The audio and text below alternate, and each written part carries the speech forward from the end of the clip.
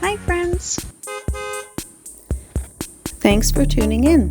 If you like this video, please give it a like, comment below, and take a moment to subscribe to our channel. Welcome to Road 56 in the beautiful Qu'Appelle Valley of Saskatchewan. This peaceful road winds through one of the most scenic parts of the province. The Qu'Appelle Valley is known for its gentle hills, long lakes, and quiet countryside.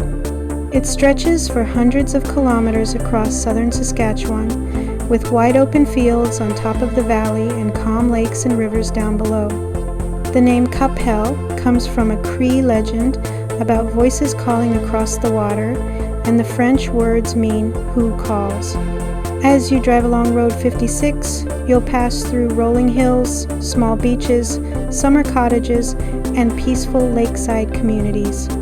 The land here has always been important to Indigenous peoples, who gathered in this valley for thousands of years to fish, hunt, and meet with other families.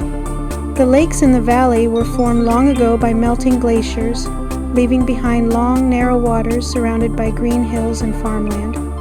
Today, the valley is a favorite place for summer visitors and local families. People come here to fish, swim, boat, and enjoy simple country life.